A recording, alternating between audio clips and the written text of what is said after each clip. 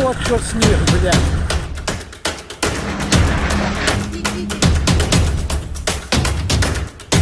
इस वक्त की बड़ी खबर आ रही है यूक्रेन से। यूक्रेन के खार्किव में बड़ा हमला हुआ है। यूक्रेन के खार्किव में पुलिस मुख्यालय पर बड़ा हमला हुआ है।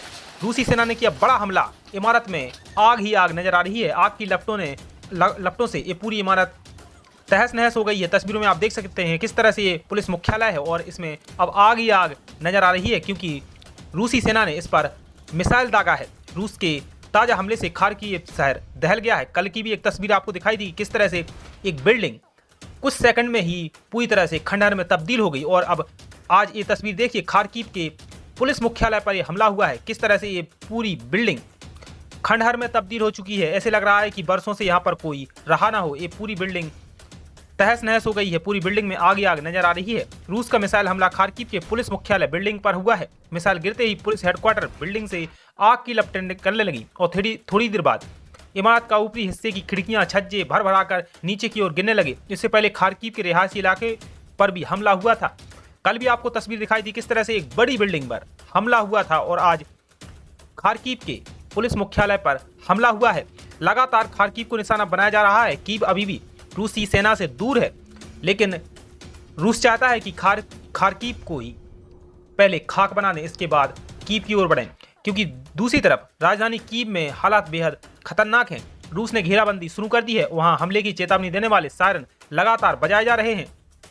आपको बता दें कि कीव पर हमले की तैयारी में रूस है और यूक्रेन की राजधानी कीव को घेराबंदी शुरू कर दी है। और कल ही सैटेलाइट तस्वीरें सामने आई थी जिसमें देखा जा सकता था कि किस तरह से रूस के 64 किलोमीटर लंबे काफिला चल पड़ा है और ये 64 किलोमीटर लंबा कीव की ओर रवाना किया गया था कि कीव पर कैसे न कैसे कब्जा किया जा सके। लेकिन जो तस्वीरें आ रही हैं वो बेहद डरावनी और भयावह हैं कि खार्किव में किस तरह से हालात बने हुए हैं। एक के बाद एक धमाके हो रहे हैं और खार्किव पिछले एक हफ्ते से दहल रहा है। एक के बाद एक धमाके हो रहे हैं। ऐसा ही कोई मिनट जाता हो जब खार्किव में धमाका ना होता हो, क्योंकि पिछले एक हफ्ते से लगातार खार्किव में एक के बाद एक धमाके हो रहे हैं। इसके साथ साथ आपको बता दें कि यूक्रेन में टीवी टावर पर हमला हुआ है। रूस की सेना ने टीवी टावर पर हमला किया है, जिसके बाद कई टीवी चैनलों का प्रसारण रोका गया है, क्योंकि जिस तरह से खार्किव के बाद कीव और फिर इसके बाद टीवी टावर पर लगातार हमले हो रहे हैं और रूसी सेना चाहती है कि जल्दी से जल्दी पूरे यूक्रेन पर कब्जा कर सकें, क्योंकि जिस तरह से लगातार रूस के ऊपर प्रतिबंध लगाए जा रहे हैं, जिससे आर्थिक मोर्चे पर अब कमजोर होता जा रहा है रूस। रूसी सेना बहुत तेजी से यूक्रेन की राजधानी कीव की ओर लगातार बढ़ रही है। कल सैटेलाइट तस्वीरें हम सब ने देखी थी कि किस तरह से 64 किलोमीटर लंबा रूसी सेना का काफिला बहुत तेजी से कीव की ओर बढ़ रहा था और यही कोशिश है रूसी सेना की जल्दी से जल्दी कीव पर कब्जा कर सके, जिससे जेलेंस्की भी घुटने टेक दें और आत्मसमर्पण कर दें। लेकिन जेलेंस्की साफ कह चुके हैं कि हम अंतिम दम तक लड़ेंगे, अंतिम सांस तक लड़ेंगे। और यही अब पुतिन के लिए मुसीबत बनती जा रही है, क्योंकि पुतिन ने पहले सोचा था कि 2 या 4 दिन में युद्ध खत्म हो जाएगा, लेकिन अब ऐसा होता दिख नहीं रहा है। जेलेंस्की साफ कह चुके हैं कि हम अंतिम दम तक लड़ेंगे, हम अपनी धरती के लिए लड़ेंगे, हम अपने देश के लिए लड़ेंगे। और अब पुतिन की यही बदनामी पूरी दुनिया में हो रही है और पुतिन अलग थलग पड़ते जा रहे हैं। लगातार उनकी करेंसी गिरती जा रही है।